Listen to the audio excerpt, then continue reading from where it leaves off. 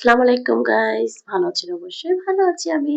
এসে পড়লাম আমার মিনি কিচেনে পোলাও রেসিপি নিয়ে।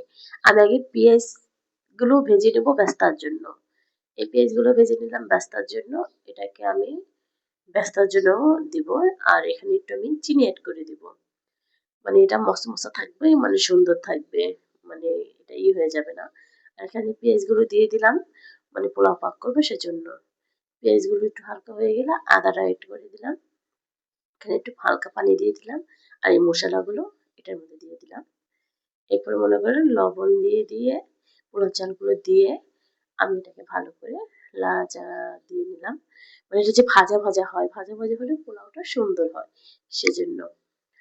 আর কম বেশি সবাই পোলাও রান্না করতে পারেন, আবার বলবেন যে এটা মিনি কিচেনে এসেছে আবার ফিরে পোলাওর এত রেসিপি বলতেছে এভাবে রাঁধো।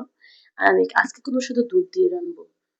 আর এখানে আমি আর কিছু দিব না, তারপর একটু পানি লাগবে, আমি হালকা একটু পানিও দিয়ে দিলাম। আর এই যে ঢাকনা দিয়ে ঢেকে দিলাম।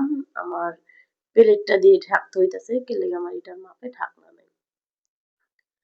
আর এই যে মশলা বলক এসে পড়েছে, প্রায় পোলাও হয়ে গেছে, আটটু হবে, আটটু পানি আছে সেটা টানবে। তারপর একটু আমি ঠিক করে দিলাম, দেখি ভাবে হয়ে যাবে। মাশাআল্লাহ, এই যে হয়ে গেছে। আমি এখন বেস্তাগুলো উপরে দিয়ে দিব। মাশাআল্লাহ, খুব সুন্দর হয়েছে।